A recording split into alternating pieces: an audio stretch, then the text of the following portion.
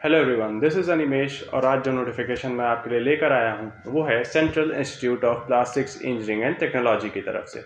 इस नोटिफिकेशन में इन्होंने टोटल 57 वैकेंसीज पब्लिश की हैं फॉर वेरियस पोस्ट्स। और इस नोटिफिकेशन को दोस्तों मैंने सीपेट की ऑफिशियल वेबसाइट से डाउनलोड किया है और उसके बाद उसकी डिटेल स्टडी करके जो भी इंपॉर्टेंट पॉइंट्स हो सकते थे एज एन एस्पिरेंट और जॉब सीकर, वो सारे पॉइंट्स को नोट करके और उसके बाद ही मैंने ये वीडियो को प्रिपेयर किया है। तो विदाउट एनी डिले करते हैं इस वीडियो को शुरू।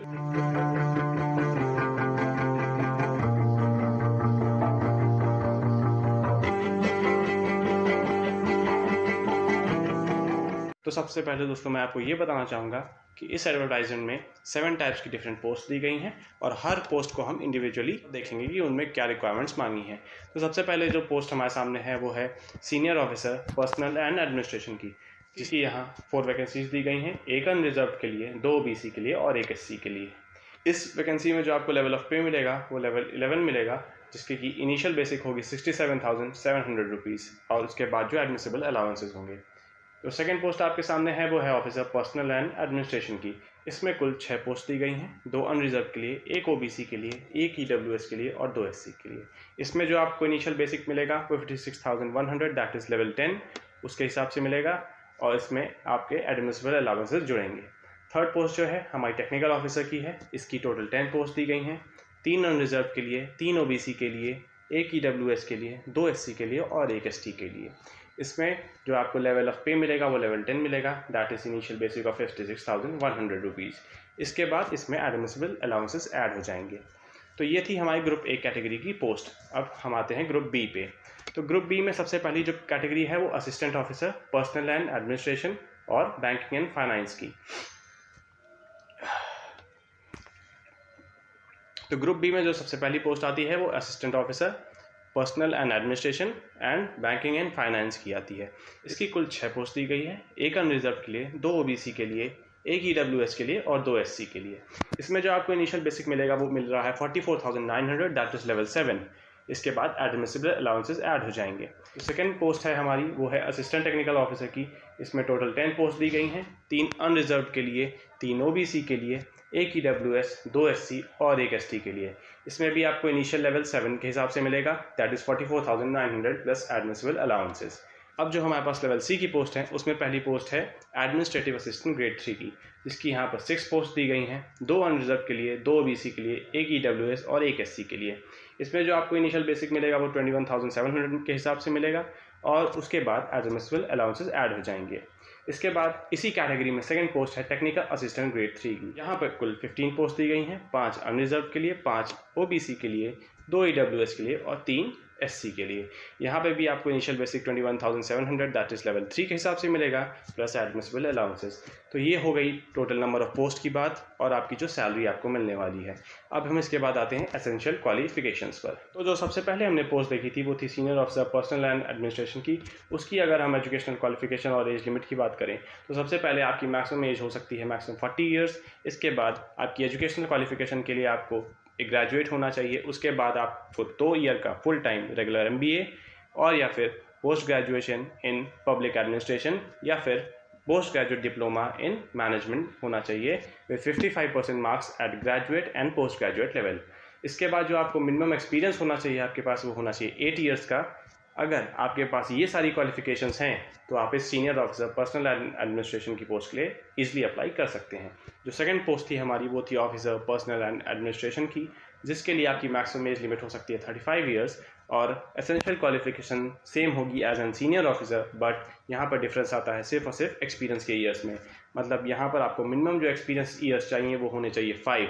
तो अगर आपके पास ये सारे क्वालिफिकेशंस हैं तो आप इस पोस्ट के लिए अप्लाई कर सकते हैं। इसी से रिलेटेड जो तीसरी पोस्ट है हमारे पास वो थी लेवल बी में assistant officer personal and administration और बैंकिंग एंड फाइनेंस में।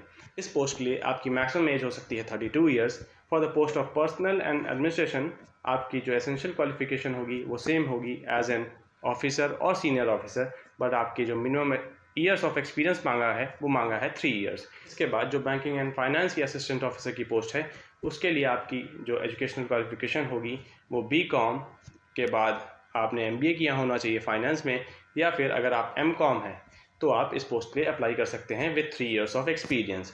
तो ये थी एडमिनिस्ट्रेटिव डिपार्टमेंट की पोस्ट ग्रुप ए और बी की। इसके बाद जो एडमिनिस्ट्रेटिव डिपार्टमेंट की पोस्ट है वो है एडमिनिस्ट्रेटिव असिस्टेंट ग्रेड 3 की, जिसके लिए मैक्सिमम एज हो सकती है 32 ईयर्स, और इसके लिए आपकी एसेंशियल क्वालिफिकेशन के लिए आप एक ग्रेजुएट होने चाहिए। इसके बाद जो आपकी टाइपिंग स्पीड होनी चाहिए वो होनी चाहिए 35 वर्ड्स पर minute in English and 30 words पर मिनट इन हिंदी।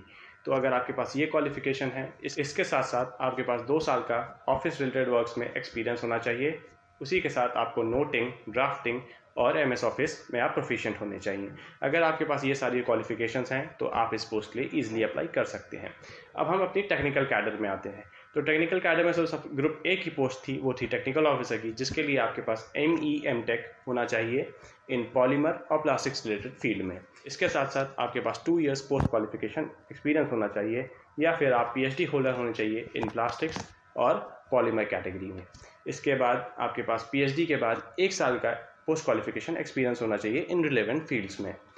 और इसके बाद आपको जो मिनिमम एक्सपीरियंस मांगा है वो मांगा है 3 इयर्स का आफ्टर योर एजुकेशनल क्वालिफिकेशन। तो ये हो गई आपके टेक्निकल ऑफिसर की बात। अब आते हैं अपनी सेकंड टेक्निकल पोस्ट की तरफ, जो है असिस्टेंट टेक्निकल ऑफिसर की इन टूल रूम, टेस्टिंग या प्रोसेसिंग डिपार्टमेंट में। इस पोस्ट के लिए आपके पास BE/BTech होना चाहिए इन मैकेनिकल, केमिकल और पॉलीमर साइंस स्ट्रीम में with 2 years post qualification experience, या फिर आपके पास MSc की डिग्री होनी चाहिए इन पॉलीमर स्पेशलाइजेशन, और उसके बाद 3 साल का पोस्ट क्वालिफिकेशन एक्सपीरियंस होना चाहिए इन रिलेवेंट फील्ड्स में। इसके बाद अगर आपका लेवल 6 में 3 साल का पोस्ट क्वालिफिकेशन एक्सपीरियंस है तो आप इस पोस्ट के लिए अप्लाई कर सकते हैं। अब आते हैं हम टेक्निकल कैडर की लास्ट पोस्ट पे, जो है टेक्निकल असिस्टेंट ग्रेड 3 की। इसके लिए आपके पास diploma in mechanical, diploma in mould technology, diploma in plastics technology, या फिर post graduate diploma in plastics processing etcetera अगर आपने किया है with 1 year post qualification experience, तो आप इस पोस्ट के लिए अप्लाई कर सकते हैं। या फिर आपने ITI की डिग्री ली हुई हो टर्नर, फिटर या मशीनिस्ट कैटेगरी में with 2 years post qualification experience, तो भी आप इस पोस्ट में अप्लाई करने के लिए एलिजिबल हैं। तो ये हो गई पोस्ट की क्वालिफिकेशन और एक्सपीरियंस की बातें। अब बात करते हैं कि इस फॉर्म को भरा कैसे जाए। ये फॉर्म पूरी तरह से ऑफलाइन है। इसके लिए आपको एप्लीकेशन फॉर्मेट जो कि वेबसाइट पर दिया है, जिसका कि लिंक मैंने डिस्क्रिप्शन में ऐड कर दिया है, वहाँ से आप डाउनलोड करेंगे, उसको फिल करेंगे सारी इंडिविजुअल डिटेल्स के साथ। इसको आपको पोस्ट कर देना है to the director administration, CPET headquarters Chennai, और ये लेटेस्ट फॉर्म आपको 29 मई तक भेजना है। अब बात कर लेते हैं कुछ इंपॉर्टेंट पॉइंट्स के बारे में। तो पहला पॉइंट ये है कि दोस्तों, इस फॉर्म को भरने के लिए आपको कोई भी फीस देने की ज़रूरत नहीं है। It is a free of cost form. Second point ये है कि अगर आप असिस्टेंट टेक्निकल ऑफिसर की पोस्ट के लिए अप्लाई कर रहे हैं और आप गेट क्वालिफाइड हैं in the field of mechanical, chemical या पॉलीमर साइंस स्ट्रीम, तो आपको रिटन टेस्ट नहीं देना होगा। आपका सीधा इंटरव्यू होगा, और बाकी कैंडिडेट्स जो गेट क्वालिफाइड नहीं हैं उन्हें रिटन टेस्ट में बैठना होगा। थर्ड पॉइंट ये है कि अगर आप लेवल 10 से ऊपर, मतलब टेक्निकल ऑफिसर, सीनियर ऑफिसर या ऑफिसर की पोस्ट के लिए अप्लाई कर रहे हैं, तो आपको इंटरव्यू या रिटन टेस्ट के लिए जहाँ पे भी बुलाया जाएगा वहाँ तक आने जाने का AC 3 टियर का फेयर रीइंबर्स किया जाएगा। उससे नीचे जो भी पोस्ट है उसके लिए बुलाए जाने पर आपको स्लीपर क्लास का रेल फेयर रीइंबर्स किया जाएगा शॉर्टेस्ट रूट का। थर्ड पॉइंट ये है कि अगर आपके पास हायर क्वालिफिकेशन भी है तो आप किसी भी पर्टिकुलर पोस्ट के लिए अप्लाई कर सकते हैं। फॉर एग्जांपल, अगर आप असिस्टेंट टेक्निकल ऑफिसर की पोस्ट के लिए अप्लाई कर रहे हैं और आपके पास ME/MTech में डिग्री भी है, तब भी आप ATO की पोस्ट के लिए अप्लाई कर सकते हैं। तो ये थी दोस्तों कुछ इंपॉर्टेंट पॉइंट्स इस फॉर्म के बारे में। और अगर आपको मेरा वीडियो अच्छा लगा हो तो please hit the like button, और इसी तरह की regular updates for job examinations पाने के लिए प्लीज़ मेरे चैनल को सब्सक्राइब करिए। That's all for the day.